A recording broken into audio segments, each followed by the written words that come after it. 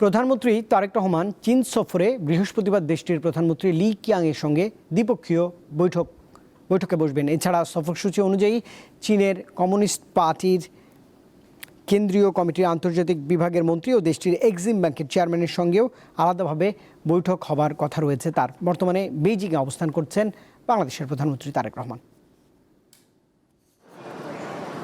চীন সফরে সহধর্মিণী জুবাইদা রহমানের সঙ্গে বুলেট ট্রেনে ভ্রমণ করলেন প্রধানমন্ত্রী তারেক রহমান। দালিয়ান থেকে বুলেট ট্রেনে করে তারা বেইজিংয়ের চাওমিং রেলওয়ে স্টেশনে এসে পৌঁছান স্থানীয় সময় বুধবার বিকেল 5:30টার দিকে।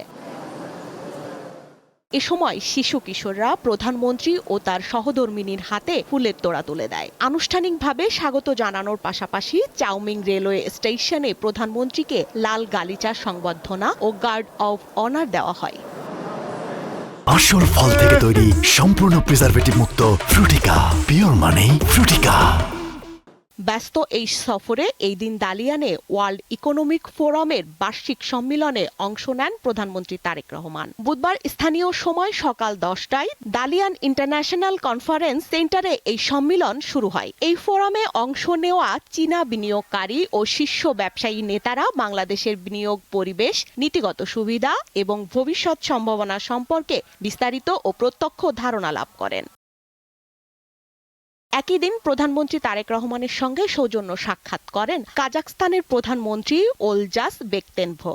বিশ্ব অর্থনৈতিক ফোরামের সম্মেলনের ফাঁকে এই সাক্ষাৎ অনুষ্ঠিত হয়। বৈঠকে তারেক রহমান কাজাখস্তানের সঙ্গে দ্বিপাক্ষিক সম্পর্ক আরও জোরদারের ওপর গুরুত্ব আরোপ করেন। এই লক্ষ্যে দুই দেশের প্রধানমন্ত্রী ঢাকা ও আস্তানায় স্থায়ী কূটনৈতিক মিশন স্থাপনের বিষয়ে একমত হন।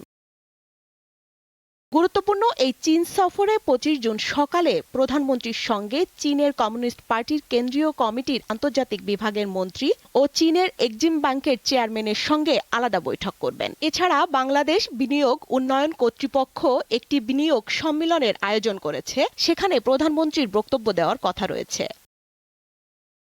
বৃহস্পতিবার বিকেলে চীনের গ্রেট হলে দেশটির প্রধানমন্ত্রী লি কিয়াংয়ের সঙ্গে দ্বিপক্ষীয় বৈঠকে যোগ দেওয়ার কথা রয়েছে প্রধানমন্ত্রী তারেক রহমানের। এরপর চীনের প্রধানমন্ত্রীর আয়োজিত একটি রাষ্ট্রীয় ভোজসভায় অংশ নেবেন বাংলাদেশের সরকার প্রধান।